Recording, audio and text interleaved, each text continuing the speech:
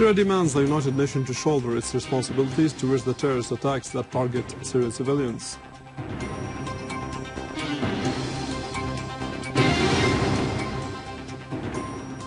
And the Syrian army continues counter-terrorism operations, killing scores of terrorists from the so-called Islam Army.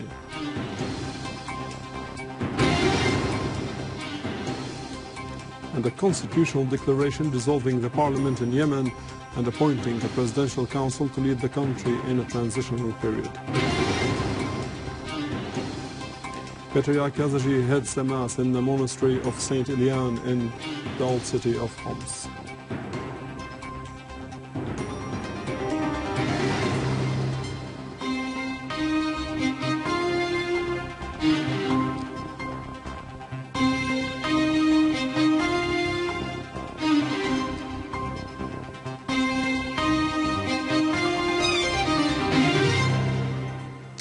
Good afternoon, this is news in English from the Syrian television in Damascus.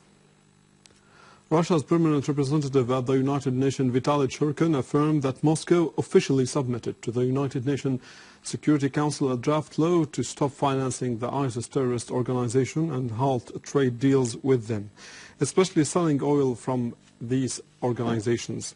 He expressed hope that the draft resolution would be endorsed on February 10th. Referring that his country would hold consultations to overcome all obstacles that might hinder the endorsement of the resolution. Units of the Syrian army and armed forces targeted dens of Islamic State of Iraq and Levant ISIS, a terrorist organization in the southern countryside of Hasaka province, inflicting heavy losses upon them. The Syrian army hit with artillery ISIS gatherings and dens in Al-Badran village, 20 kilometers south of Hasaka city, destroying many of ISIS vehicles and weapons and killing a number of terrorists and injuring others. Another army unit crushed ISIS gatherings in Bab al-Khair village, 20 kilometers south of the city. The Syrian army eliminated scores of terrorists, the majority of them from the so-called Organization of Islam Army, in the villages of Eastern Ghouta in Damascus' eastern countryside. Alia Farms, north of Douma, witnessed fierce clashes that resulted in the killing of scores of the so-called Islam Army terrorists, while other army units were destroying dens of terrorists in the center of Douma. The terrorist organization admitted the killing of terrorist Abu Khalil Saab, the leading figure of the so-called Islam Army terrorist organization, and Abu Zayd Qannas, the military leader of the so-called the Islamic Union of Ajnad al-Sham. Foreign and Expatriates Ministry sent two identical letters to the head of the United Nations Security Council and the International Organization's Secretary General on the new terrorist rocket and mortar shell attacks on Damascus. The ministry said that the terrorists fired more than 115 rocket shells of varying sizes on Damascus, in addition to 6 on Latakia and 9 on Aleppo, with the shells hitting civilians' houses, schools and universities, and landing near governmental, diplomatic and international establishment buildings, claiming the lives of 26 people and injuring 48 others according to preliminary reports, including children, women and elderly people, in addition to causing massive material damage that is currently being assessed. The ministry noted that Syria had repeatedly warned against the threat posed by these terrorist organizations to international and regional security and stability and the repercussions of the support provided to these organizations by some states, as these repercussions will not be limited to Syria but will extend to reach even those who support, fund and train terrorists, citing the recent events in France and elsewhere as proof of the ferocity of the Syrian government's position and the need for the world to cooperate and coordinate with Syria to combat terrorism. The ministry said that the aforementioned terrorist crimes required that the Security Council and the United Nations Secretary General should shoulder their responsibilities, condemn these terrorist actions, take the necessary steps and coordinate and cooperate with the Syrian government in its war against terror, taking the necessary steps to pressure the states that support terrorism to cease their actions immediately and to shut down the camps where these terrorists are trained, in addition to taking steps to stop the flow of terrorists into Syria as per international legitimacy resolutions, and adding that the Islam Army, the Islamic Front and other such groups to the lists of terrorist entities.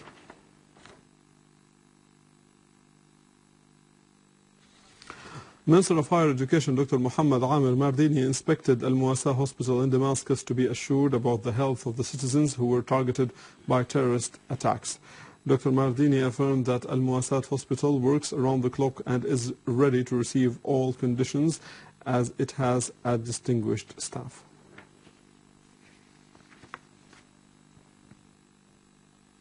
The Iraqi army foiled a terrorist attack against a government complex in Al-Ramadi city and eliminated 39 terrorists during the operation. About 25 terrorists were also killed in Al-Hawz area in the center of Al-Ramadi. Meanwhile, Iraqi mass media said that ISIS terrorists killed 3 Iraqis by burning them to the west of Al-Ramadi.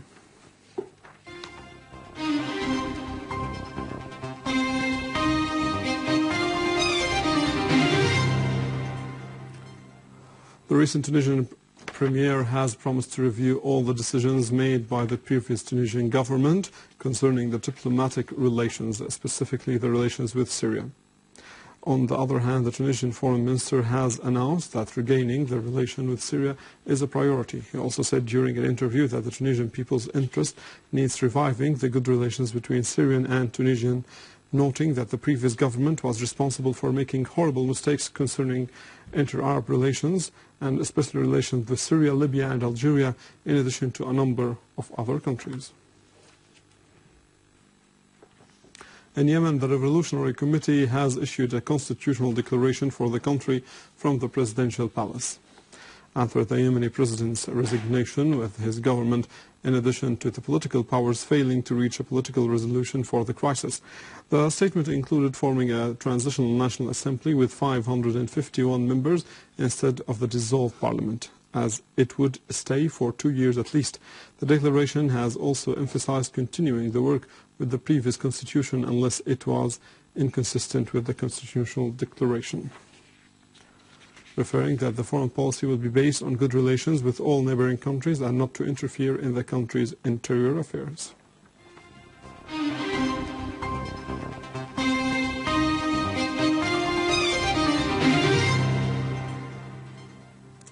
Celebrations in the Festival of Saint Elian concluded yesterday in the Monastery of Saint Elian in the old parts of the city of Homs, with a mass headed by the Greek Orthodox Patriarch of Antioch and the whole East, John X Yazigi. More in the following.